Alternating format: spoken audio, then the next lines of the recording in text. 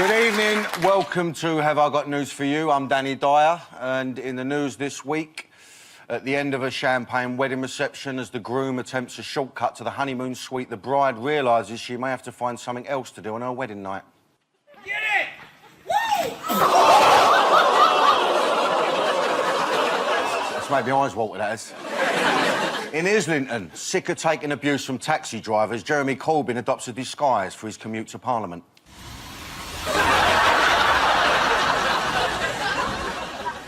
And on Royal Walkabout, the Queen hears that Meghan and Kate won't be spending Christmas at Sandringham.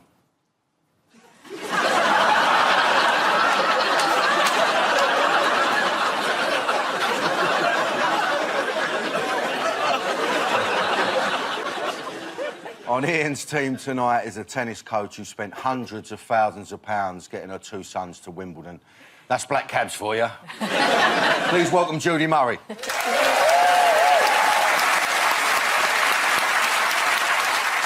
And with Paul tonight is a comedian, feminist, vegan and supporter of Jeremy Corbyn. So if anyone's in from the Daily Mail, get yourself home now. Please welcome Sara Pascoe.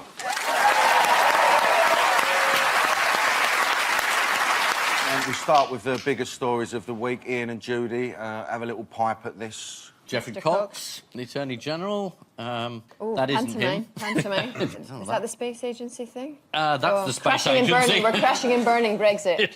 Yeah, that's one of the options. Yeah, this is the news. It's all been kicking off in Parliament this week. The government suffered 3 defeats in a row, so, you know, send in Sam Allardyce, you know, old Big Nut. Any football fans in, obviously nuts. Why Sam Allardyce? Well, he always comes in when they're going to get relegated, the football team, saves the team, and then he gets sacked. It was usually the case, yeah. They call him Big Nut because he's got a massive head. Is that right? Yeah, massive it is. It's fascinating. Who's been giving Theresa May the most egg? Sam Allardyce, Big Nut. Well, I mean, it's take your pick, really. The deal she's proposing is opposed by nearly everybody now. And actually, I don't know, by the time you watch this, maybe she's opposing it now as well.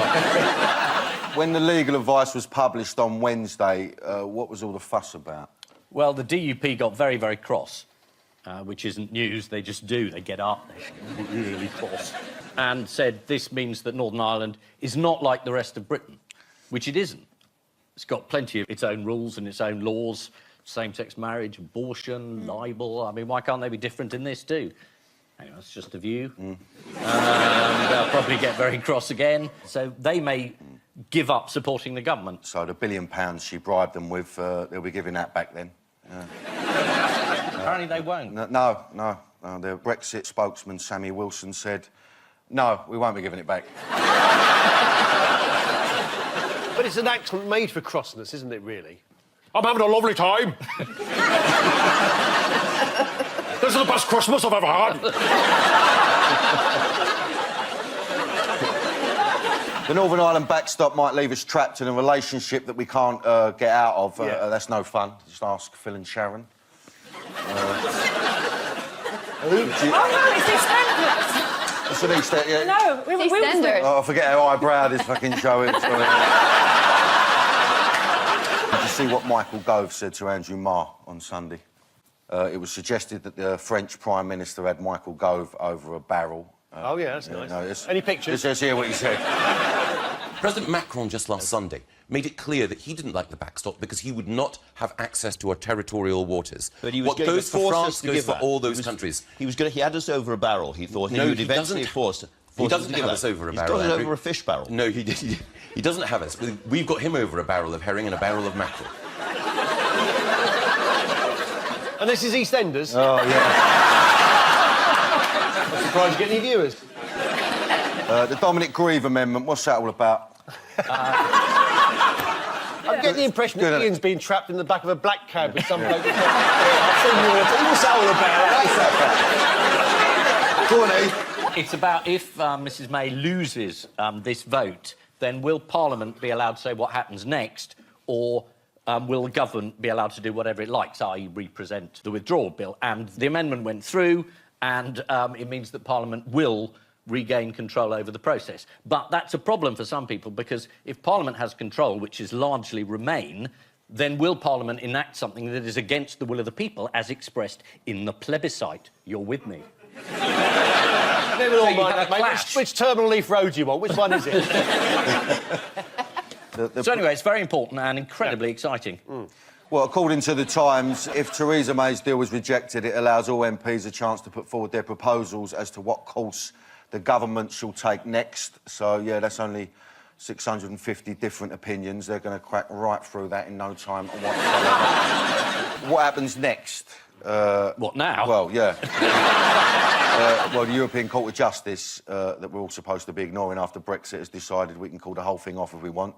Yeah, we could just withdraw. Article 50, we can just cancel it. So the Bank of England says that the weekly shop could go up by a cockle a week. Ian, do you know what a cockle is? It's a Cockney word. Cockle, it's like a mussel. No, it's a cock and hen slang. Sorry. It's 10, it's a tenner. And What, everyone's cost of living going up 10 quid? Yeah, and I'm already stockpiling pies, fags and penicillin, so... come round me lock-up, I'll sort you right out. This is Brexit and another week of uncertainty, as we all try to guess what will happen next. One constitutional expert says the Queen may be forced to intervene as the battle between the two rival factions becomes more vicious and spiteful, and once she's sorted out Meghan and Kate, she can try and sort out Brexit. Paul and Sarah. Yeah. Have a little pipe at this. OK. Oh, yeah, I love her. Ada Hegerberg, Golden Ball. Yes, very good footballer. Oh, it's a sexy guy. Oh, she's had enough. It's about the Ballon d'Or. Is that, I'm mispronouncing it, but... You're asking the wrong man about mispronouncing it. Oh, we're in trouble. Yeah, no, this is the news that the world's best footballer awards have been overshadowed by a sexism row. Norway's Ada Hegerberg won the award for the world's best female footballer, at which point she was asked if she knew how to twerk by DJ Martin Solveig. Let's have a look at the moment it happened. J'ai préparé une petite célébration pour Kylian, qui a super bien joué le jeu. Et on s'est dit qu'on allait faire un truc un peu comme ça. Est-ce que tu sais twerker? Non. OK, alors on a choisi quelque chose d'autre. I mean, why would you have a DJ presenting it? You know, where's Pat Sharp when you need him, eh? What was particularly bad about the timing of this? If he'd asked her something like to floss, like a popular dance, it would have been a funny, like, oh, and they could have done it. But unfortunately, he asked her to twerk, which no one's done for 3 years. Yeah. And it's a very, very sexual dance. And she's the first woman ever to win this prize in football. And so it's just awful mistiming that then gets blown up like it's a big row. The Ballon d'Or's been running since 1956, but this is the first year they've given an award to female footballers. Yeah. Well, he could have asked her about her brilliant football or how she felt about winning the award. Instead, he asked her how to twerk. Yeah, I think that's the thing, is that he danced with the male winner, and so he was just saying, we're going to dance as well, do you know how to twerk? That moment was a celebration, and they did dance afterwards. It's just so unfortunate that it can be pulled out into this one moment where he actually just thought he was being trendy, I think. Sorry, I know I seem like I'm defending the misogynist. Martin Solveig came in for a lot of criticism for his remark, and how did he respond? He said sorry, didn't he? Yeah, he said he was joking. Yeah, no, he did apologise. He tried to weasel out of it by saying, this comes from my distortion of English and my English culture level, which is obviously not enough, although he'd actually been speaking in French. He stuck his bloody oar in. Go on. I think I know this. It's your son, isn't it? Yeah. Yeah. He's said you would never have asked the male winners. You'd have asked them only about football. I agree with you. I think it was blown out of proportion, and it's trendy to be indignant about things, isn't it now? And it's what makes headlines. Are you sure? I remember Sue Barker asking him to do Gangnam Style. It definitely happened one Wimbledon. He'd never know what that was. Nor do I, but I just thought I'd say it. Andy said, another example of the ridiculous sexism that still exists in sport. Why do women still have to put up with that shit? Oh, really? Did he have to? Was he brought up in a barn? I'll have a word. And to everyone who thinks that people are overreacting, it was just a joke. And it wasn't. So, strong words. I think it's very similar to when men tell women to smile. And it's what people call, like, you know, like a microaggression. Men never tell each other to smile in the way they tell women to. We're learning, though, aren't we? When you say that, smile. I don't know, people tell me to cheer up, you bastard. To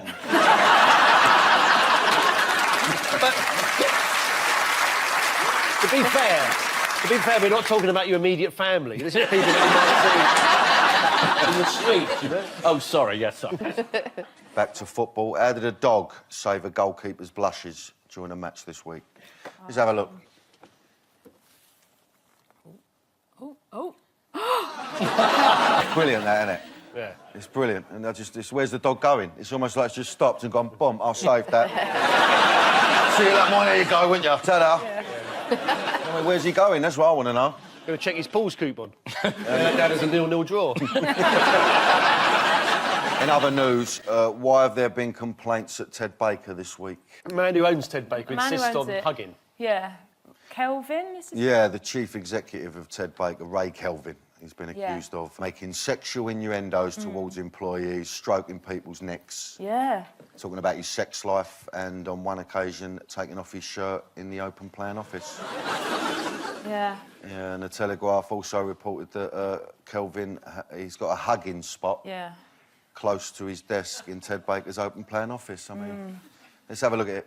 Look, yeah. They're very pleased with themselves about it. Yes, they do, yes. Yeah. Better than having a wanking spot, I suppose. It's a bright side, isn't it? I mean, I've said You're it. out of order! So at the end of that round, 2 points each. Yeah, lovely. Well done, Clark. Lovely. It's all you. Just talking to my coach. You need to up your game. I do, you're right. I'm not a fan of losing.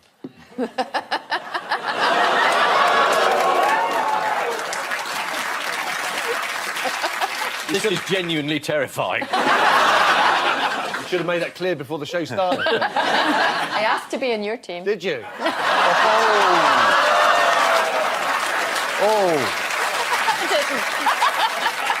You're meant to coach me, so we better not just pick the winner. and so to round 2, Yeah. picture spin quiz. Yeah. Fingers on the buzzers, teams.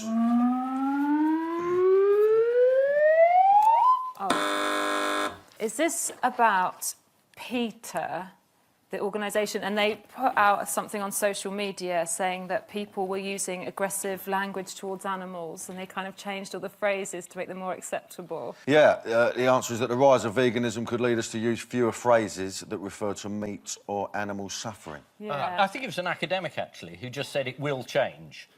Because language changes over the years, and the more people that go vegan, the more these phrases will disappear. What sort of Very. expression? Well, it's something like bring home the bacon could become bring home the bagels. Yeah, just bring out the bagels. Unless you live with Jeremy Corbyn, of There's course. also a thing that Animal charity PETA have released a list of alternative vegan-friendly phrases, so should we have a little quiz? Yeah, go on then. They're quite silly, aren't they? Yeah, well, let's have a little quiz over it. Fingers on the old buzzers. Yeah. What It's should... all right, I've got my finger on the buzzer. What should... I'm there. Good. Have you got the temperament for big match competitions? Obviously not. What should the phrase taking the ball by the horns be replaced with? Taking the ball to the cinema on a nice date. Taking the orchestra by the horns. Hey! Nice. No, it's taking the flower by the thorns. How lovely. That's a stupid idea. Next one, more than one way to skin a cat. More than one way to drown a cat. Yeah. loads of... Not better, is it? Yeah. It's more than one way to peel a potato. I mean, There isn't. that's what I'm saying. Listen, you have to peel it with a peeler. How many ways are there to peel a potato? One. Go on, last one. Flogging a dead horse. This is a strong one, isn't it? Flogging a dead horse. Kissing a live cow. Yeah. Or kissing the dead horse, CPR, bring it back to life. Yeah. It's feeding a fed horse. But, you know... Feeding a fed horse. Yeah, well, I Why mean- doesn't need feeding? No, I mean, why would you feed a fed horse? It's cool, it'll end up diabetic or something. You know, Yeah. you know what I mean? The horse is a diabetic. Well done. You've got to be careful. You're one of this vegan mob. You don't agree with all this, do you? No, I'm a renegade. I was kicked out of the vegan society for not being hardcore enough. So I know what they're like. I do know. How does Judy Murray want vegans to be better protected? Protected from their own personalities. I I'm going to get so many angry emails. Well, he's mounting a legal challenge as he wants veganism to be treated like a religious belief. Oh, God, it's just what you have for dinner, though, isn't it? That's the thing. In other news, according to a new survey this week, 27% of us think that being vegan means you can't eat fruit. Oh, because of vegetables. Well, it's funny, because most of them look like they've been sucking on a lemon, don't they? Not you. No, that's all right. What has Nigel Canning put in his homemade advent calendar to stem the vegan tide? It's meat pies. In a calendar? Oh, yeah. So they're 24 days old at Christmas Day? Well, this week Nigel unveiled the special calendar he made up for his girlfriend, Nikki. That warms my heart. I do think that is the spirit of Christmas. Like, you do something that's the person you're doing it for is absolutely going to love so much. She's so happy. Look how happy she is. He said she was actually a bit baffled by it. He told the Sun. She pulled it out and said, what the hell is this? Adding, she has no fondness of pies.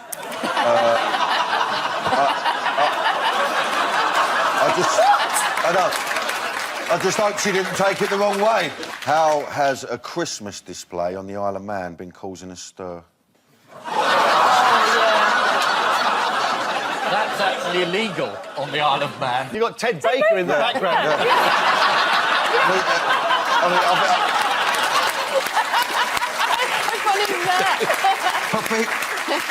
I think it's what Ted Baker would have wanted, didn't you? Fingers on the buzzers, teams.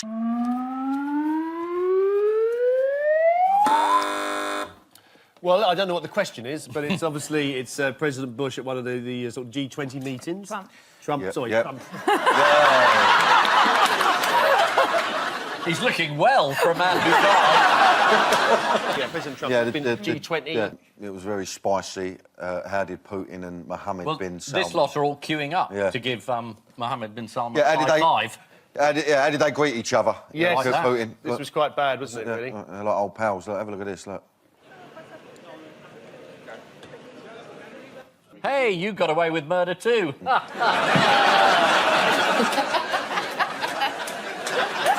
Yeah, look at Trump, look, in the background, look like a jilted lover. Look at him, look. How did Trump embarrass himself at the conference? He turned up.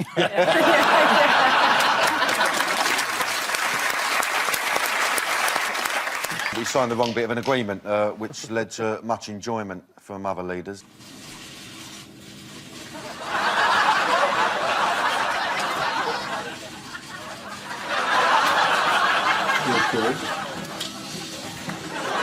They should have just put the climate change one. And Yeah. he'd have just said, yeah. How did Justin Trudeau upset Trump by calling him what? Is it Donald? Yeah, it was his Christian name, wasn't it? They don't like it, Address does he? him by his proper name. Let's have a look at it, look. And Donald, it's all the more reason why we need to keep working to remove the tariffs on steel and aluminum between our countries. You just call him Donald constantly. President Duck is the original.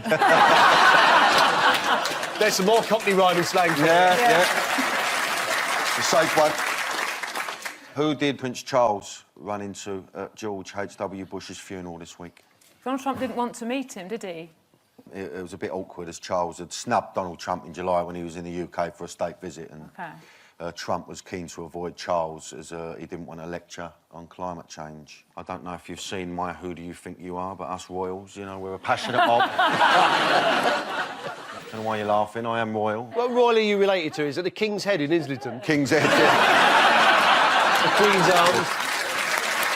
The Yeah. Queen's Vic, of course. Good. Queen's Vic. Should have said that. Good boozer, though, to be fair. Yeah, absolutely. No, King Edward III, you know, that great medieval king. Oh, yeah. I got his blood, apparently. Have you? Yeah. On eBay, was it? Yeah. Has it changed your life? Has it changed how you No one's think about acknowledged it yourself? at all, you know. And it winds me up slightly. Did you not go to the weddings? Well, no, because I'm obviously like their embarrassing cousin. They want nothing to do with it. So, this is the G20 summit, which officially opens with someone bursting in and shouting, "Summit's up!" According to the Daily Mail, until Vladimir Putin arrived, Saudi Arabia's Crown Prince bin Salman had been cutting a loan figure, although he usually leaves that job down to his secret police, doesn't he? Well, I know. Now it's time for the odd one out round. Just one between you this week. Blackbeard. Preschool children in London, Claire Perry MP and Bungle the Chow Chow. I'm going to say it's the baby because I think there's Blackbeard with his hair on fire, looking really vicious and unhappy. There's Claire Perry, who's being slammed about the food banks. And there's Bungo the Chow, who's bitten the police officer, and he got arrested. Yes, he did. He got arrested, and then there was a campaign, wasn't there, on Facebook or something to get him released. So the only one who actually looks happy is the baby, who's smiling, and the others all look a bit sad. Well, nearly, but no. I think the odd one out is Blackbeard. He has this terrible reputation. Yes. Not really based on any proof. If he bit someone, she was shouting at people, and there was a thing about how toddlers are much more badly behaved. They're all naughty, apart from Blackbeard. Who's not naughty? They thought he was naughty, but he wasn't. Bang on. They've all been accused of bad behaviour, except for Blackbeard, the pirate who, contrary to legend, was very, very well behaved. I like Judy's answer. Did we get nothing for him? We're 6-3 down. Yeah. Yeah? Well, it's only the first set, yeah.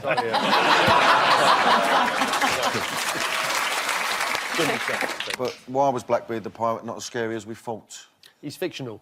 No, he's really. Yeah, it's real. Edward Teach. Yeah. Oh, yes, that's right, yeah. Yeah. He tried to make people scared about him. Yeah. Yeah, there's absolutely no evidence he ever killed or hurt anyone. This is according to Colin Woodward. He's a pirate historian. So he must have a lot of archives. Sorry, come on. He's due one of them. Blackbeard terrified other ships' captains into surrendering simply because he looked so scary. Yeah. He's also into a bit of ear vaping. Look at him, look. He's got a couple of guns as well, though, isn't he? Unless they're hot dogs. or two amorous worms making their way up his shirt.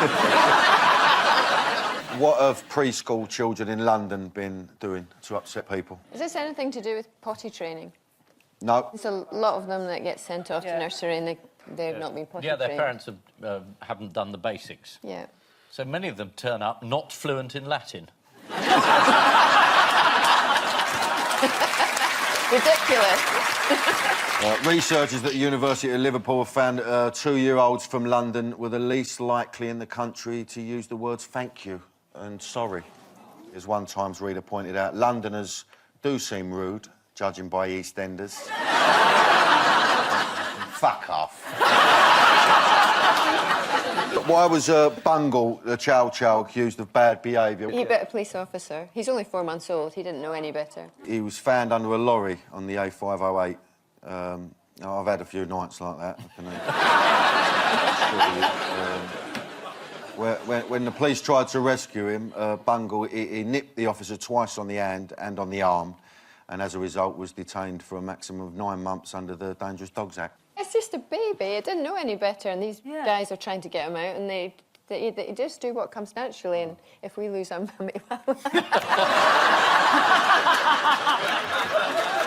The insights into your child rearing. Why has Energy Minister Claire Perry been accused of bad behaviour? So I thought she was in trouble for how she was speaking to people in terms of shouting. Yep, she's facing an internal investigation for shouting and swearing at her civil servants. And she also allegedly once wrote on a memo produced by her staff, "What's this shit?" Claire, that's the withdrawal agreement, my love.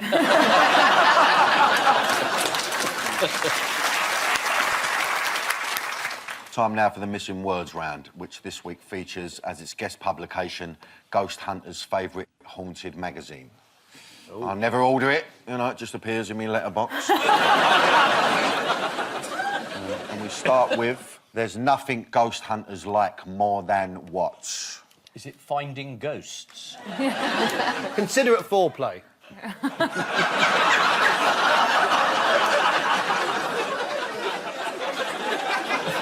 Dyer preying and haunting the people who didn't believe them. Is it Greg's? I'm looking for advertising work. It's a haunted pub. Oh, yeah. This is an article from Haunted magazine about pubs being the best location for a ghost hunt. If you want to see the undead, just go to Weatherspoons for breakfast. Next, police dog has remarkable talent for what? Oh, balancing a sausage on its nose. It's something weird like that. That's She's what it good, is. isn't she? Bang on. It's balancing sausages on its nose, yeah? Yes! Oh, she's good. Swooped right in there. Yeah, this is the pride of Northumbria Police, Crush, the sniffer dog. Let's have a look at him in action. Brilliant, this is. Oh, angel.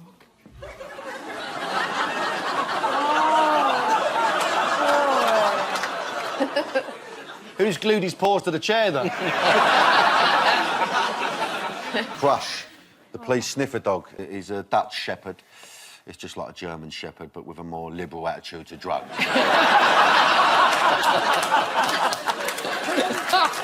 And finally, even before planning this issue of Haunted, I knew we'd be doing an article on what? Psychic phenomena. Second sight. ESP. Whether death is preferable to Brexit. It's premonitions. I bet no one saw me hosting this. So, the final scores.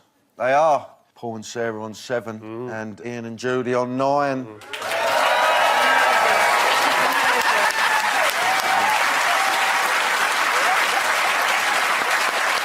But before we go, there's just time for the caption competition. Have a bit of this. The cast of Murder on the Orient Express find out there's a rail replacement bus.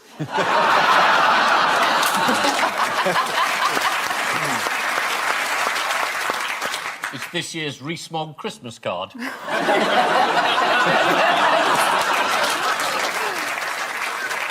I'll leave you with news that after the O2 network goes down, Theresa May's team do their best to keep her in touch with the latest developments.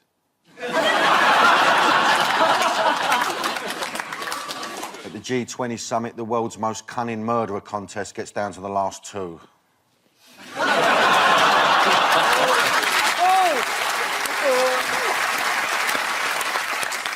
And to his horror, one man realises this is the worst possible moment to have an erection.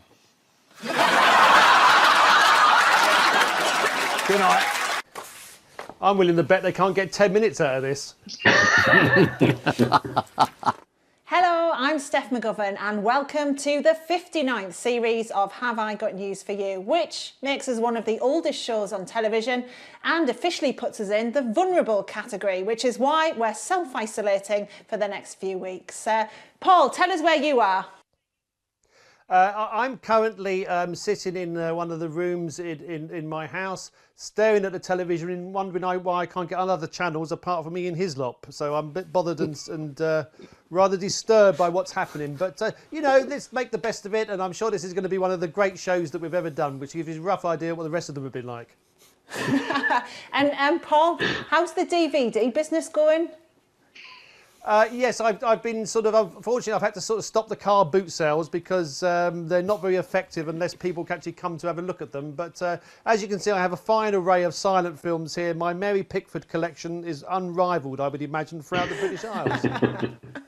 And Ian, just talk us through how this technology works then. No, this is a mixture of Zoom, Google Hangout and House Party, all of which I've been on almost constantly. And I think you'll find it works quite well. And I've put it all through a feed through the back of Paul.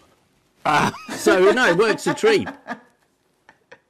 Fantastic. Well, on Ian's team tonight is a comedian and actor who's delighted to be appearing on the show from his study.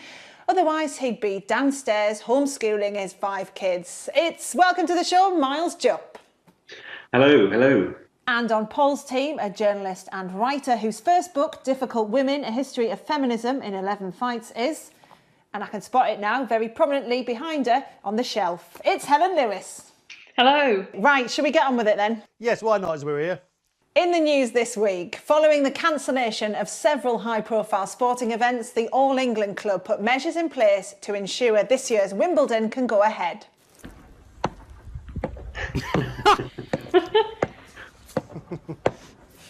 Come on, Tim. Tim, how out of date are you with this? You're lucky it's not Fred Perry. Right, we're going to start with the biggest story of the century. Ian and Miles, have a look at this. That's me every morning, worried I've got it. That's my living room. Now that's supermarket sweep. Now that looks like 20,000 of Boris's new coppers. Yeah, it's the virus, which, you know, has resulted in the most weird set of circumstances in all of our lifetimes.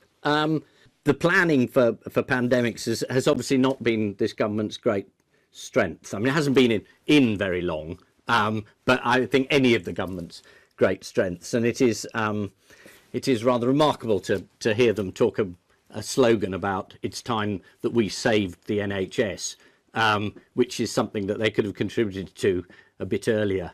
What's happening with the testing? Only very, very important people are being tested. So the Prince of Wales, the Prime Minister, anyone the Prime Minister's met in the last 5 minutes, anyone he's had intimate contact with in the last 5 years. No, I've made that bit up. There's not enough testing equipment to carry out that sort of event. We haven't tested in the same way that some other countries have, and this is impeding it, and it may be why the lockdown has to be so severe. But, I mean, that's what everyone from the World Health Organization always keeps saying, is just keep testing. Test everyone. And so far, we're not testing the NHS people, so they don't know if they're well enough to go back. You know, they have to self-isolate, and then they could be going back in. So, yeah, there's a number of things that need to speed up very rapidly. Yeah, how did Boris pick up his infection according to The Sun? Is this a historic story, or it's just... Yeah, the current infection, Ian.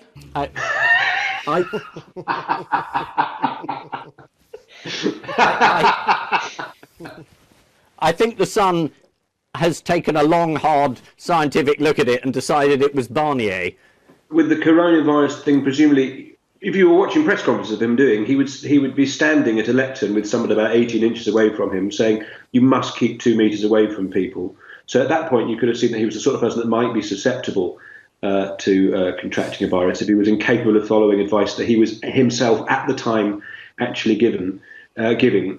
Well, I want to ask Ian a question. I'd like to ask Ian a question. Why has he broken into his local reference library in order to do this programme? No, this is a very ordinary set of shelves, Paul. How many of those books have you actually read? Or indeed coloured in? Nearly all of them. Carry on, Steph. But hasn't Boris got his Churchill moment now, though? Yeah, Churchill the dog. And he turns to the advisor and says, what do you think? And they say something and he goes, oh, yes. So he would have to sort of rewrite one of Churchill's more famous speeches about we cannot walk on the beaches, we cannot fly through the air. I have nothing to offer you but sweat, a dry cough and tears. Yeah. Prince Charles had to go into self-isolation last week, but who turned up to visit him? Was it the footballer Miles? Jack Grealish? No. Was it Giles Brandreth wearing a gimp mask? Possibly, but that's not the answer I'm looking for. It wasn't the visitor he was looking for. Recognised him by the colourful jumper. Oh, I know this. Is this the squirrels?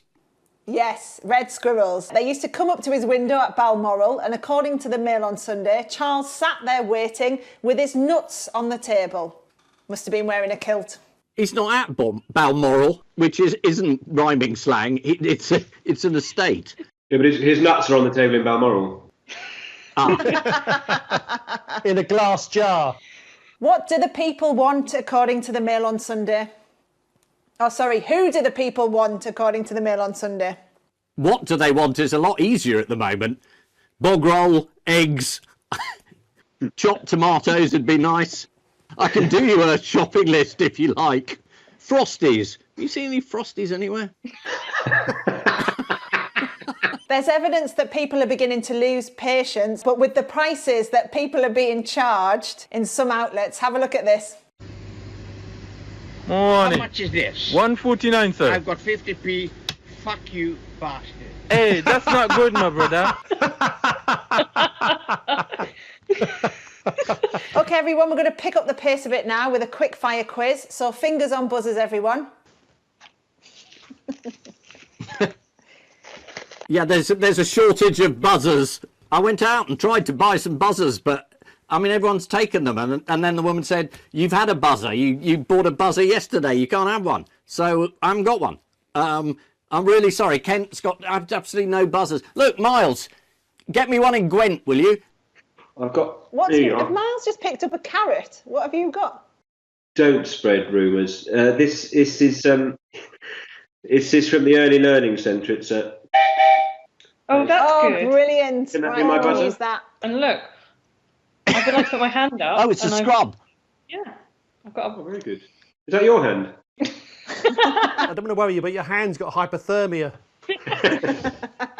Right, OK, here we go. What happened to an astrophysicist in Australia when he tried to invent a device that warned a person when they were about to touch their face? Yeah, Helen, glove. He put some magnets up his nose and they stuck together, and then he had a brilliant idea, which was he put more magnets up his nose, but they stuck to the original magnets, and then he tried to put a pair of pliers up his nose, but the pliers magnetized and nearly took his nose off. And then, quote, he went to his girlfriend who said, "All my mates are A&E would really like to laugh at you," and that's how he went to hospital. Exactly that, yeah. This is Dr. Daniel Reardon. Here he is. I mean, I hope this photo was taken after the magnets were removed, but I think his partner probably had quite a lot of fun taking the photo of him, because he does, in fact, look quite sad and ashamed. Yes, absolutely. This is actually a still from a remake of a 1980s film called Nasal Attraction. I suppose it's a blessing that he only shoved them up his nose. What have this lot been doing in Watford to while away the hours? They've rewritten lyrics to a very popular song, thereby ruining it. Let's have a look at the video. One day had a football match today. How can I play when we are parted? One day more. Our grandparents are miles away.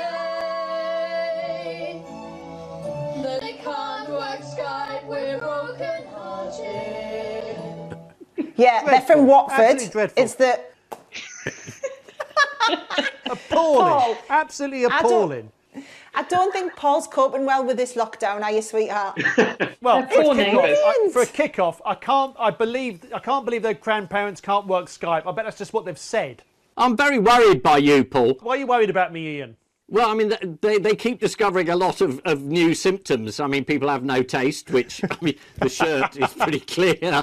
But, I mean, being a really miserable bastard, I mean, I didn't know, but I'd get yourself tested. You're calling me, you're surprised I'm a miserable bastard. You're the man who's been mentoring me for the last 30 years. Just before the country went into lockdown and Paul lost his shit, how did hairdressers manage to keep a sensible distance from their clients? They trained robots with 100-foot-long arms to shave sideburns through open windows. And skylights. Well, that's the thing, actually, about hairdressing. I mean, in 3 months' time, it's all going to be like the 70s, isn't it? Everybody's going to have really long hair. It's all going to look very untidy. People will do their own individual eyebrows, but in terms of what's actually on our head, I mean, Ian will be, well, most of us, it'll be a problem. Let's have a look at a couple of examples. That's very clever. And here's another one. Yes, this is the news that the Grand National may have been cancelled, but we can instead watch the 4 horsemen of the apocalypse racing for the finish line. This whole situation is batshit crackers, and ironically, eating them is how this whole thing started. Several well-known people have contracted the virus, including Harvey Weinstein. What a rotten year he's having. You know, he's only just recovered from whatever put him on the Zimmer frame, hasn't he? Of course, there's been plenty of other news around. Paul and Helen, I'm sure you won't have missed this one. Have a look. I bet that's one of those heartwarming stories about animals that are inexplicably friends with each other, except I don't think the basset hound is a natural predator of the chicken. This is the news that a basset hound has become best friends with a chicken. Let's try and pick the nuggets of the story. Well, according now. to who? Does the chicken say it's his best friend, or is this the basset hound just boasting about his social circle? Would you like to see another picture of the two of them? Here they are next to some sun loungers.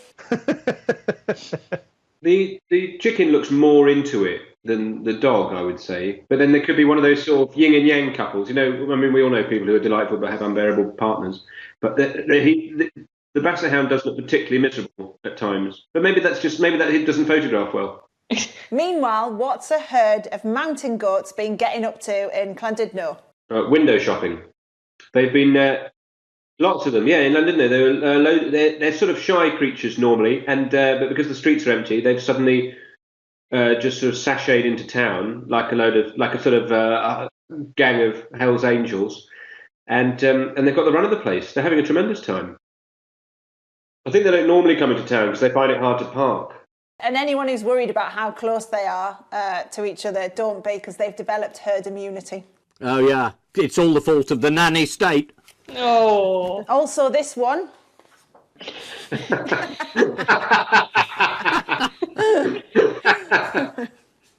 That goat you reserved, Reverend Andrew, it's arrived.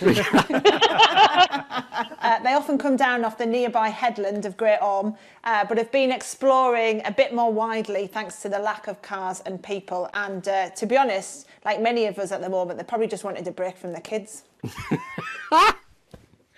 No goat pun unturned in this round. The goats on the streets are an amazing sight because for hundreds of years they've been too frightened to cross the bridge. Trolls. I thought you said tolls. I thought it was a really good Severn Bridge joke. Goats, of course, will eat anything, much like the rest of us in 2 weeks' time. What do you mean 2 weeks? Eggs? Chopped tomatoes? Ian, you seem to be rather obsessed with the notion of chopped tomatoes. Are ordinary tomatoes not good enough for you, or do they need to be chopped? I've got no one to chop them. And so to round 2, the picture spin quiz. Hey! If you could just rotate your televisions for this. Here's the first one. Beep. Buzz. Yes, that's Jeremy Corbyn waving goodbye as his tenure as leader of the Labour Party is coming to a close. His watch is facing the wrong way, but he's saying goodbye, having sort of lost heavily at the last general election. Yes, this is the very bad news for the Conservative Party that last week Jeremy Corbyn stood down as leader of the opposition. What did Corbyn finally admit to last week? Ian? He admitted that he'd been right all along and that the country was now in a perfect socialist state in which the government paid everyone's wages, there were police on the streets arresting you for going outside, and it was what he'd always wanted. It was a pity it had taken a virus to do it, but apart from that, he'd been absolutely right all along. How did Corbyn sign off his last PMQs as Labour leader? He sent a letter to Boris Johnson which outlined his 5-point plan for what he thinks Boris Johnson should do, but there was only one problem with it. It had 6 points. Well, he's not the only one in the party who can't count, is he? No. Oh, someone's Anyone entered else? Miles's house. Oh, sorry, yeah, I Was think someone's moving furniture. Yeah. I'll find out when this is over. It's the bailiffs. What will we all remember about Jeremy Corbyn? The number of people who wouldn't let him finish? Probably when he did this. Private rented, poor lives. Why are you remaining neutral? Can I finish, please? Areas that have different views on it, as indeed... So you bring Brexit voices in? Can I finish? Thank you. I think we've fought a very good piece of opposition to what the government's been doing. We also leave voters, Jeremy. Leave voters may argue that they are betrayed. Can I finish, please? I think you have. With everything that's going on in the world, this is the story that's dominated the front page of the Morning Star. Jeremy Corbyn says the government's unprecedented financial bailout proves that he was right. Really? I don't remember him predicting a worldwide pandemic because some bloke in China ate a mongoose. Also, still in the race are Rebecca Long-Bailey and Lisa Nandy. Really, though, I thought they'd shut all the Nandys. Here is the next one. Anyone know what this story's about? Is this the story about scientists being able to read from your brainwaves what it is that you're thinking?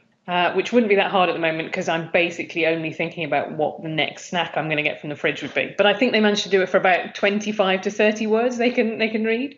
Yeah, this is the news that a new piece of artificial intelligence can turn brainwaves into words. So in the future, we might be able to read each other's thoughts. So what's the point of that then?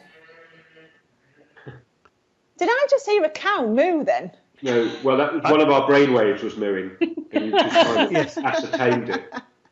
I've got a cow in the room with me because milk deliveries around here are a little bit uncertain at the moment, so I'm basically squeezing no, I'll leave it there. Why have they invented this? It's so if you've got friends who mumble, you don't have to keep saying, what? You can just work out what they mean. A lot of my friends have bought them, actually.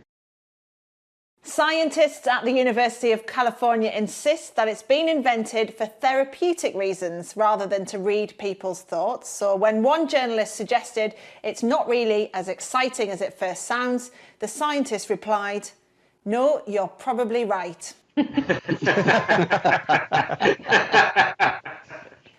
Moving on, it's going to take more than a global pandemic to kill off the odd one out round. So just one between you this week. Your four are Vladimir Putin, Princess Beatrice, Mr. Motivator, and Daniel Craig. 3 of them are former KGB agents. But which 3? Well, Putin's famously, Mr. Motivator was the 6th man. I don't know if that's public knowledge yet, but you're welcome. And Daniel Craig was part of the Browder Network. She of course is apolitical. Buzz. Princess Beatrice's wedding has been postponed because of the virus. Putin has postponed his latest move to become president for life. The James Bond film, the next James Bond film, has been put back to November. And Mr. Motivator, I've got no idea, has lost his motivation, so he's the odd one out. Mr. Motivator has regained his motivation because he's back on TV. They've all had their plans postponed, except for Mr. Motivator, who had no plans but now has a new job. So what's Mr. Motivator's new job, Helen? If you think that Joe Wicks is a bit kind of clean cut and wholesome for you, then Mr. Motivator will do it in smaller lycra and with more innuendo. No, have you not seen he did a manoeuvre called Ride the Horse, which was really not what I wanted at 9 a.m. in the morning. Did he not ride well? No, it was very poor form, Ian, actually, now you mention it. I don't know about the rest of you, but I always like a bit of dressage in my pornography. It's something else to look at when you... Do you know what I mean? Makes a change from all the dog shows. Yeah. Exactly. According to a recent interview, the fitness fanatic has 10 to 15 new unitards. Well, you just get through them, don't you, this sort of weather? And each come with a matching bum bag. Anyone here got a unitard? Ian? I was slightly confused there. I thought unitard was what Len McCluskey ran. Who's the new exercise guru that Mr. Motivator will be up against? Joe Wicks. Lovely box fresh Joe Wicks. Here he is. He's squeezing the fuck out of them beach balls.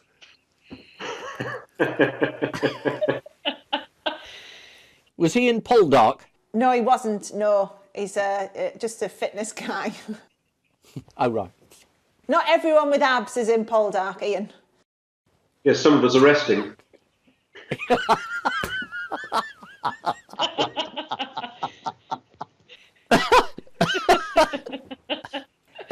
recent delay has Daniel Craig been subjected to? James Bond, the film, which was going to come out in April, has now been put back till November, and it's got some title like Die Today or You're Dead Now or There Is No Pulse, something like that. Yeah, the release of his latest Bond film, No Time to Die, has been pushed back to the autumn. Sorry, that's a great title. Sorry, I'm just interrupting. It's literally called No Time to Die. Yes. Yeah, the working title was Dry Cough, but they changed that. He was a Russian agent in a subplot. Dry cough. Never mind, carry on. Yes. Brilliant. Absolutely. Since September, Beatrice has been thwarted in her attempts to marry fiancé Edoardo Mappoli Mozzi, an Italian noble who the Telegraph described as technically a count.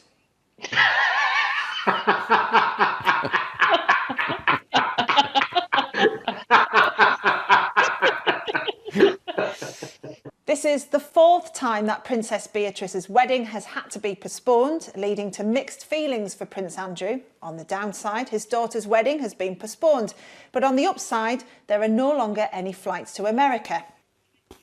Time now for the Missing Words round, which this week features as its guest publication, Toy Soldier Collector, the magazine for toy soldier enthusiasts. Each reader gets a weekly pullout. That's a couch their wife makes up for them to sleep on. And we start with, my miniature what upsets a surprising number of people? Sense of what actually constitutes 2 metres.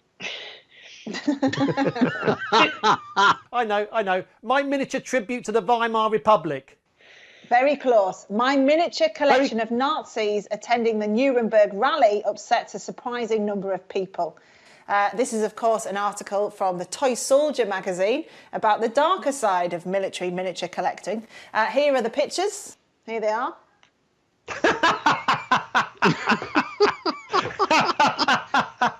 There's nobody there. Apart from the Rolling Stones tribute band they've got at the front, where's the crowds? Next, Britney Spears forced to deny what? That she's got a brother called Broccoli. Is it Jesus 3 times on the night of the Last Supper? Yes, that's it. No. Britney Spears forced to deny she can run faster than Usain Bolt. This week, Britney Spears had to deny that she could run faster than Usain Bolt after accidentally claiming to have run 100 metres in 6 seconds. Way to go, Britney. And lastly, phantom vegetable thrower in Devon, what? Replaces Ocado deliveries.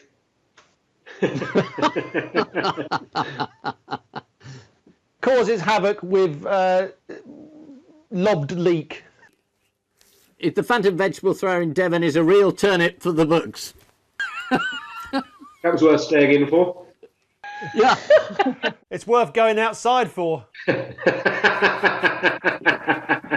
Right, Blimey. the answer. Phantom vegetable thrower in Devon sought by police because one Swede hit the windscreen of a police armed response patrol car, which left the occupants feeling fine but annoyed, making it the second most annoying Swede for drivers after Greta Thunberg. Right, the final scores are in. What are they before I announce them? Miserable bastard 1. Paul 2.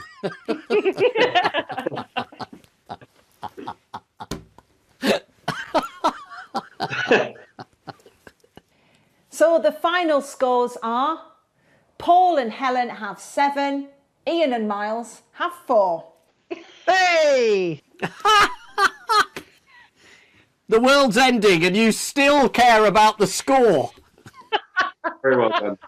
Very well played. Once again, life is worth living.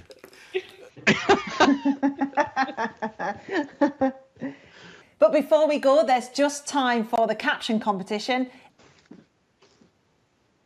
I don't suppose you've got any chopped tomatoes. No, it's just the way my trousers are hanging.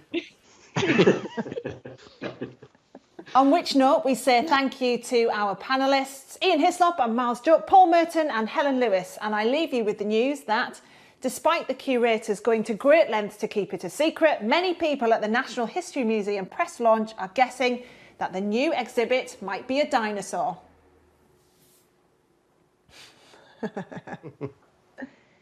At Crufts, hopes for a top prize are dashed as a breeder realises she's brought along the bath mat by mistake.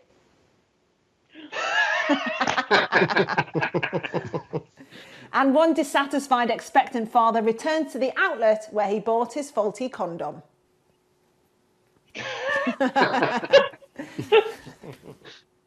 Good night.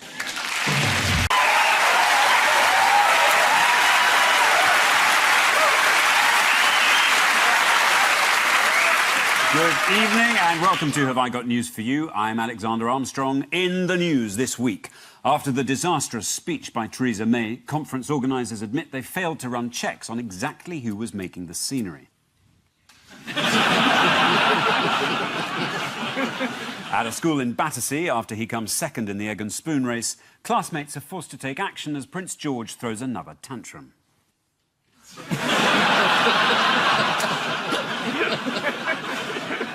And in Manchester, after a disastrous speech, CCTV shows Theresa May leaving the conference centre relieved that the worst is behind her.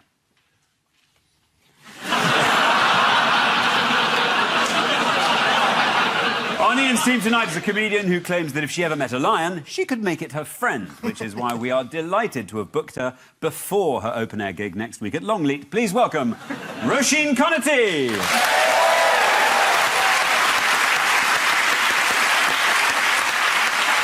And with Paul tonight is a radio phone-in host who debates controversial topics with angry, opinionated callers. So his show is sort of what Twitter would sound like. Please welcome James O'Brien.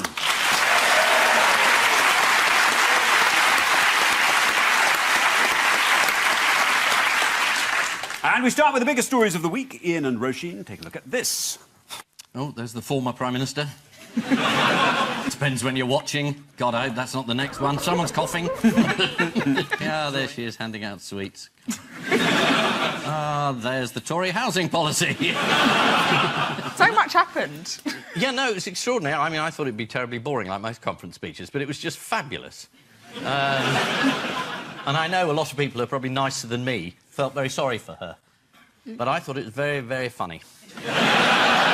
It's a bad sign when a cough suite goes down better than you do. Well, should we just remind ourselves of what it looked like? Let's just... Some viewers may find this scene excruciating. 10 years after Northern Rock... and we... dealing with our debts, keeping taxes low, in training for doctors and nurses. And we've created record numbers of jobs.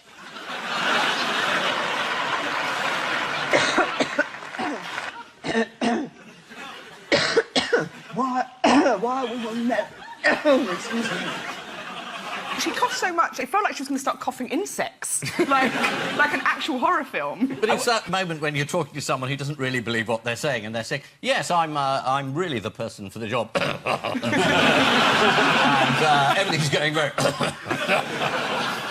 Coughing does not do well for female politicians. Her and Hillary Clinton, their colds have destroyed them. Well, Ian Duncan Smith used to cough a lot. Do you remember? He was another successful Tory leader.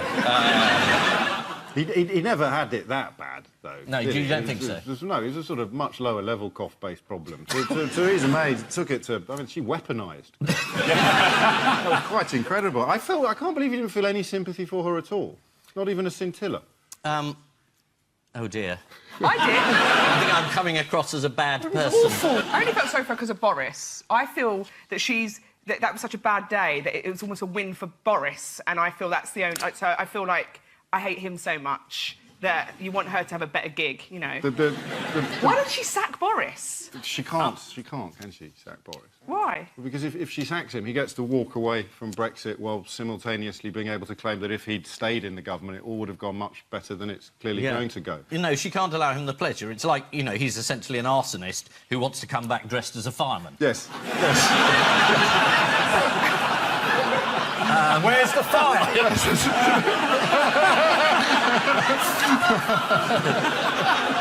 It was one of her surveys. She's been accused of being robotic. So one of the Conservative backbenchers today was making the rounds in the TV studio saying she's made of very strong metal, which I thought was... Was there an upside, though, to the coughing? No. She got a sweet. She got lots of ovations, didn't she? A lot of applause. Well, I think the Cabinet, particularly Amber Rudd, decided that to give her more time, they would get to their feet. But she didn't tell Boris. I do hope you've got this bit of footage. We have got this bit of footage. Let's have a look at this. Let this party celebrate the wealth creators, the risk takers, the innovators and entrepreneurs.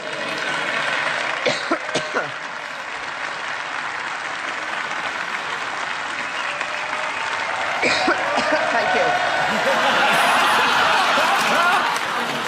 There was a very good debate at the conference and people saying, what did Amber Rudd say to get him to his feet? And someone said it was, quick, my husband! I mean, he's not even backstabbing her, he's stabbing her in the front. Just sack him. Oh, don't give him what he wants. That's the problem. It's a rock and a hard place. He doesn't, you know, behave in any way that deserves to stay But she needs as to Foreign show power. Secretary. But she can't show power because she hasn't got any. You weren't moved by "Let the lion roar." No. It's a quote from Churchill, and he's always trying to be Churchill. The dog in the ad. Oh, yeah. Do you want to be leader? Oh, yeah. Will you do anything? Oh, yeah.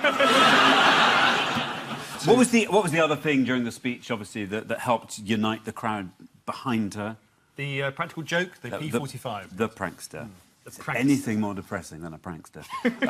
Here it is. And it's the Conservative Party that has a vision of an open, global, self-confident Britain, while our opponents flirt with a foreign policy of neutrality and prepare for a run on revenge.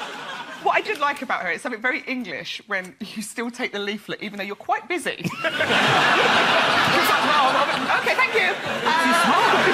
Yeah. The incident raised all sorts of questions around security, obviously. Yeah. I mean, you know, how could someone under 60 not arouse suspicion?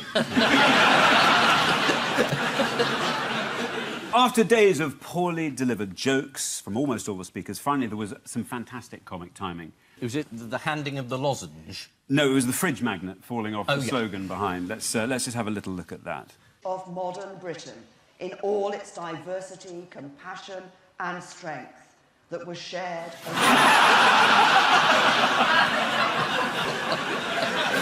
I mean, those letters had been up all week. Why was now the moment that they fell? Well, people say that at a certain point, the Prime Minister runs out of luck. It just happens to you when everything's going wrong. Yeah. It's like the end. It's like the complete end. She's not so much as occupying the office of Prime Minister as haunting it. I mean, again, it's difficult to make up, but the first letter is F, so it's an F off. An F off. But 15% of respondents to a YouGov poll said that the speech had gone well.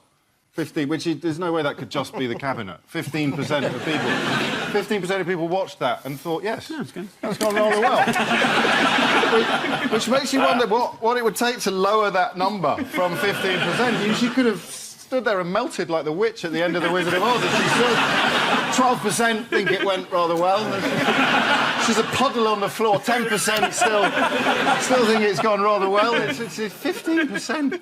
Are you sure that isn't just members of the Labour Party? They said brilliantly. They said fantastically. I mean, behind all the coughing, I think she was trying to say something. Did anyone catch the substance of the speech? She had a brilliant policy about energy caps that is Ed Miliband. We heard that before, yes. She had a brilliant policy about housing, which is a sort of watered-down version of Jeremy Corbyn's.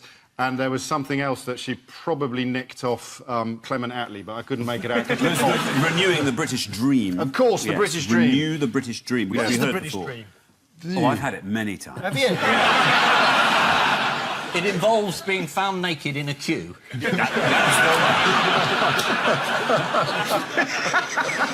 While the other queue over there keeps getting shorter and shorter. And meanwhile, tuition fees are being frozen. Tuition freeze? There is a tuition freeze. It is. She's freezing, which is going to thrill the average age of 72 members of the Tory party, isn't it? Is that really the average age, 72? Of Tory party members, 72. No, that's just the young Conservatives. What have the Tories been doing to target the youth vote? They've got a Conservative Instagram. Yes. Which is so bad. And it's so incongruous, because Instagram's such a forward, modern, sort of positive, fundamentally, Is it? showing... Well, sort of, look how good life is. Look how good my life is. Yeah. You sad saps out there. Miserable showing off. Put it away. Have you got an account? Don't be ridiculous. I'd really like to see you have an account and just take some daily photos. The Conservative Instagram, they've been bringing all the excitement of the behind-the-scenes stuff at the conference. We've had things like Damien Green, strikingly, holding some paper by a beige wall. Jeremy Hunt, handsomely, by a red door. And my favourite, this is Michael Fallon relaxing backstage. If that's not going to get the kids, I don't know what will. Incidentally, as part of the youth charm offensive, Philip Hammond gave an interview to the Mail this week. He was asked to describe himself in one word. What do you think he said? Chillin'.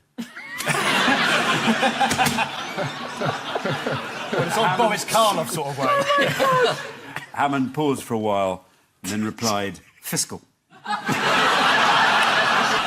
Well, there's quite a lot of Corbyn bashing going on at the conference as well. Philip Hammond, Theresa May, Boris Johnson, they all attacked Labour for taking us back to the 70s. And Ruth Davison questioned Corbyn's confusing triumphalism, saying Corbyn hasn't even won a raffle yet. How does she know? Actually, Highbury East Labour Party were quick to point out... Can confirm this is not true. He won at Highbury's Christmas raffle last December and declined to take a prize.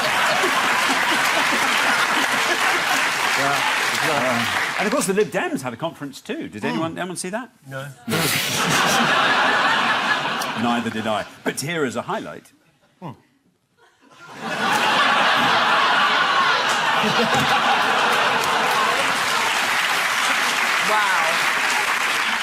Yes, this is the Tory party conference and Theresa May's comeback speech.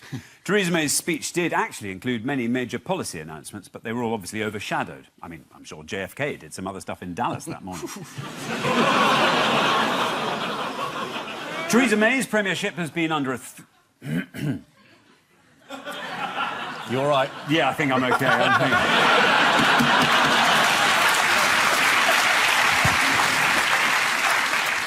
Theresa May's premiership has been under threat for a while, but this must be the first time that the coffin itself could be the final nail.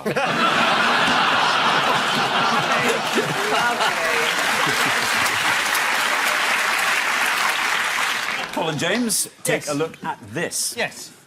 OK, there's clearly an animated rocket taking off. Ah, yes, this is Rocket Man. I think this is a Republic serial called Revenge of the Rocket Men. No, that's the man that Donald Trump thinks is the leader of North Korea. Ah, Little Rocket Man. Little Rocket Man. It's about transport, flying. There's yes. a guy that claims you're going to be taking people from London to New York in half an hour, something like up into space. Yeah, so he's a Rocket Man. So, yeah, it's essentially you're going to be able to get from New York to London and back in half an hour, although there's no reason why you wouldn't want to do it necessarily. But it's one of those stories, it's in 5 years' time it's going to happen, in 5 years' time. It's always in 5 years' time. Apart from this occasion, it's 7 years' time. Oh, 7 years' time. This is Elon Musk. He's the billionaire inventor. Elon Musk? Elon Musk. That's what I'm wearing at the moment. And it's his new space rocket travel service, operational, he reckons, within 7 years. Yes. Do you know what the rocket is called? Big effing rocket. BFR, which stands literally for the big fucking rocket. How big's the milk bottle it's going into? Is that actually what he called it? Yes. Yes, the BFR. So it's not the big friendly rocket. You mustn't go on Instagram. You're not ready, Ian. Look, this is how it's going to work. It's amazing how every country looks like North Korea when it's got that diagram. What are Elon Musk's plans for this rocket? He said he wants humans. He wants us to be a multi-planet species. Yes. So he wants to set up sort of stuff in Mars. He basically knows how to get us there, but he doesn't know how to sort of keep us alive. How did he suggest Mars might be warmed up quickly? Pull it nearer to the sun. Explode a thermonuclear device at each pole. He's a Bond villain. He's even got the name. It's ridiculous. We're falling for it. It'll be too late when we're colonising the moon. His evil plan will have come to fruition. But even before the Mars thing, it's getting around the globe. Yes. He thinks we could pop to Australia for the day. Which is good, because the only thing that stopped me going till now is the thought of not being back in time for Neighbours. I don't think it bodes well for our planet for us to have a plan B. Do you know what I mean? Like, we're not going to save... I don't think we'll put enough effort into saving our planet if we know we've got a backup. A bit like trying to save a marriage whilst going on Tinder. I don't think we should have any sort of place else to go. That not work, then? And how bad would Earth have to be for us to want to live on Mars? To go to Australia? But, I mean, the G-force alone would probably kill most people. Yes. That's interesting. Well, actually, because he's got other ideas. There's the Hyperloop. This is a network of tubes around the globe that can fire people from one place to another in seconds. I mean, I'm into this guy. He's sounding crazy, but I like it. And he's building something absolutely remarkable right now. What he's building, which I think is brilliant. This could be fantastic. Yes. Do you know what it is? It's the world's biggest battery. BFB. There we are. What's the battery going to be powering? The little windmill? It's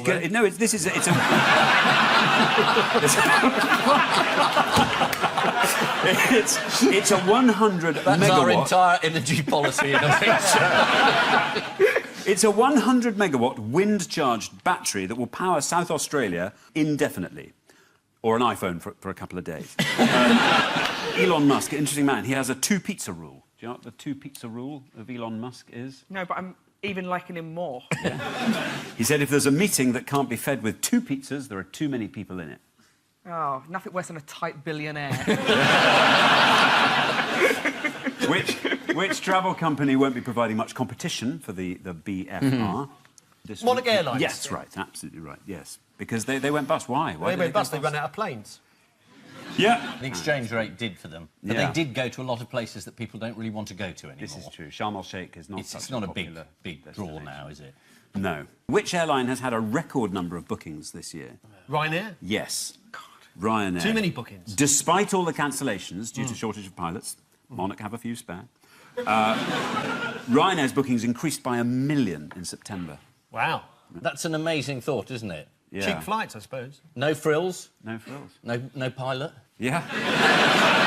During the mass cancellation, what did Ryanair offer some of its passengers by way of compensation? Punch in the face. I think I would take that over what they offered. A replacement bus service. That's not going to get you Australia in a day. This is the news that billionaire Elon Musk is planning to build a rocket known as a BFR, or Big Fucking Rocket. According to the Daily Mail, the BFR would make it feasible to pop to Australia inside an hour, which could be good news for England's cricket team, as Ben Stokes might be able to play for them on day release. It's been a turbulent week for air travel. Monarch went bust, and hundreds of thousands of Ryanair passengers faced hours of queuing and misery as their flights went ahead. And so to round two, the picture spin quiz. Fingers on buzzers, teams. Paul and James. Oh, now, what's his name? Bentham. Jeremy Bentham. He's the guy that sort of... Is it University College of London? That's right. He died sometime in the 19th century, and it was in his will that he had to attend all sort of meetings of a particular council meeting or whatever, and so they put him in the room and he's allowed to vote, or he sits there or something. He sits there. He sits there and they all have to sing, "Oh, Jeremy Bentham." This is the news that the mummified head of 19th century philosopher Jeremy Bentham will actually go on display for the first time in decades. According to the Telegraph, Bentham insisted his body be preserved after death so it could be wheeled out at parties if his friends were missing him. Why did his head get separated from his... Well, probably it sort of Was deteriorated a it bit. decomposing at a different rate or something? There was a mummification mistake. His head was deemed too distasteful for the general public, and it was Can we see removed. I mean, how bad can it be? Come on, let's have a look. It's, 15% of Conservative voters polled said the mummification had gone really well.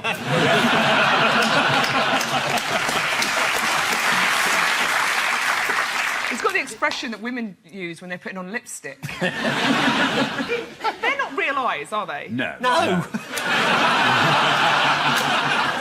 This is the mummified head of the philosopher Jeremy Bentham. Where is it? You're not wearing it now, are you? I'm not. Is he wearing it now? According to the Telegraph, once a year the head is examined to check the hair and skin aren't falling off. Jerry Hall has to do the same thing with Rupert Murdoch. Time now for the odd one out round. Your four are African wild dogs, yes, Billy Gilbert, Thomas Edison, and the James Bond theme. James Bond theme. OK, so the clue here, I think, is Billy Gilbert. He's known for two things, appearing in Laurel and Hardy films and also being the voice of Sneezy in Snow White and the Seven Dwarfs. So it's about sneezing, it must be, because I also remember about a couple of weeks ago, the Arctic dogs, the African dogs, they communicate in a pack by sneezing to each other when they decide to make a decision. Where are we going to eat tonight? And they sort of sneeze and they decide to go that way. So it's about sneezing. It is. Edison invented so many things, so he must have invented an anti-sneezing thing, which was essentially putting two small bulldozers up your nose or something. And there's somebody who's allergic to the James Bond theme, and every time they hear it, they sneeze. It's definitely sneezing. I mean, you're most of the way there. Did Edison record himself sneezing? Edison actually filmed... Oh, Fred Ott's sneeze! Exactly, Fred Ott's sneeze. Fred Ott's sneeze. The first motion picture. Just about, yeah. Here it is, have a look. This is when films were 5 seconds long. It is exactly 5 seconds long. There we are. That's Fred Ott. You have to slow that down just to get it there. Brilliant. I can't wait for the sequel. Theresa May's speech at the Conservative But let's go back to Billy Gilbert, because, as you say, Billy Gilbert's comedy routine was all about sneezing. Yes, he's the voice of Sneezy the dwarf, one of the dwarfs in Snow White and Seven Dwarfs. That's right. Here he is deploying his famous He's got sneeze. a nice pair of legs, though, isn't he? Yeah. In 1931. This is in... Those are tan stockings, though, tan stockings. That's what's going on there. Here he is in the 1931 murder mystery, Chinatown After Dark. I came here with my brother. He had an appointment here. Yeah? You can't...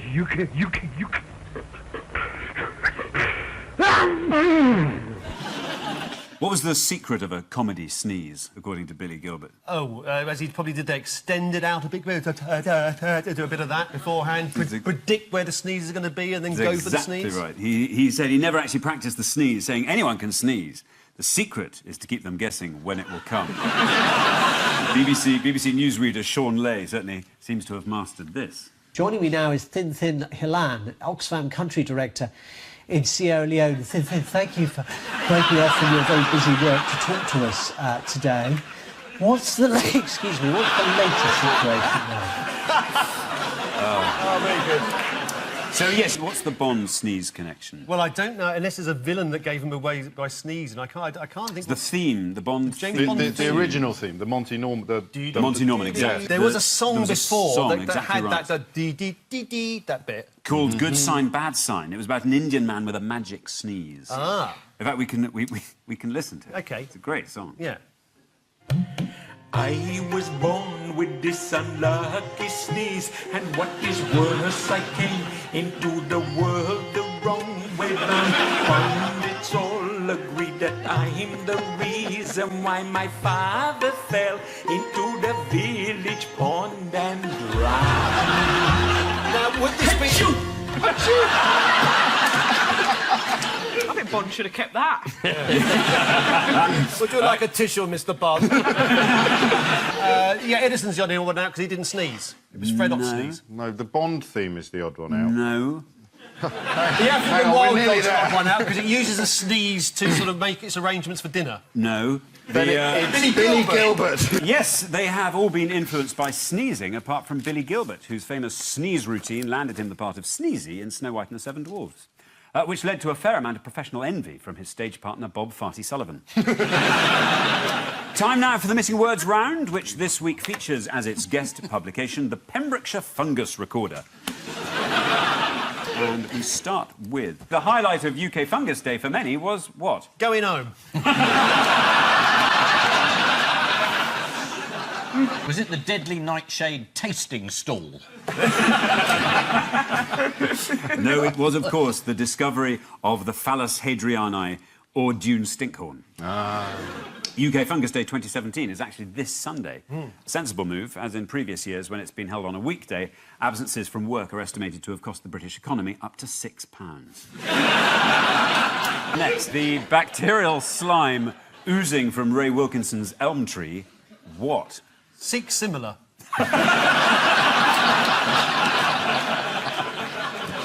He's a fantastic foreign secretary on the top of his game, so it's had become colonised by yeast and developed a strong smell. Congratulations, Mr. Wilkinson, you've struck Marmite. Next, farmer wows audience by what? Rotating crops.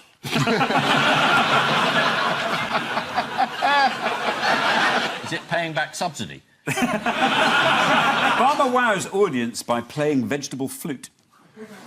This is a farmer in China, and here he is.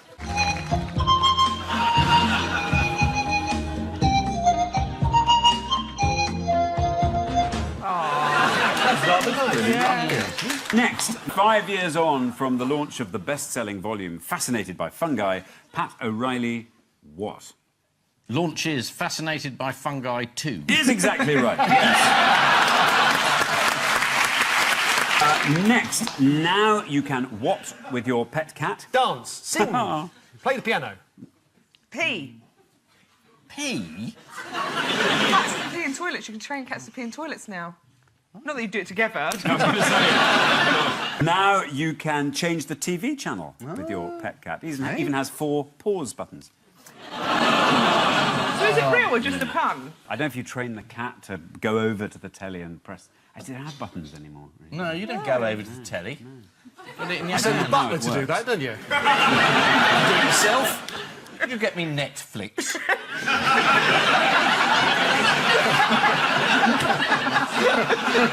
Next, as a reward for keeping his dung moist, Mike Crutchley...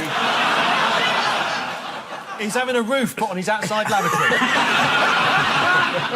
Mike Crutchley found a collection of cushion-shaped fruit bodies with spore sacs, each containing 32 spores. Now, if any of us had got that, that would have been quite remarkable, wouldn't it? Yeah. Now, we would show you a photo of it, but Mike Crutchley has copyrighted it. Oh, what the hell, £24.50. Let's go for it. Come on, let's have a look. There we go. There's a waste of £24, wasn't it? And finally, Only Fools and Horses star met Adolf Hitler and what? Is it Ken Livingstone? And regrets not killing him. Leonard Pierce, who played Grandad in Only Fools and Horses, met Hitler after a play in the 1930s. The actor claims he did have a plan to kill the Fuhrer, but Rodney undid the wrong chandelier and it missed. So the final scores are Ian and Roisin on 4, but Paul and James winning this week with 5.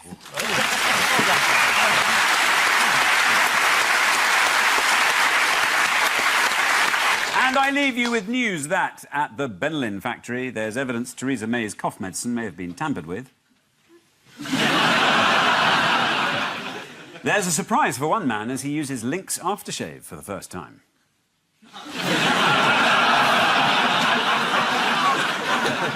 And on a nostalgic reunion for the cast of Summer Holiday, Cliff Richard accidentally turns left into Crimea.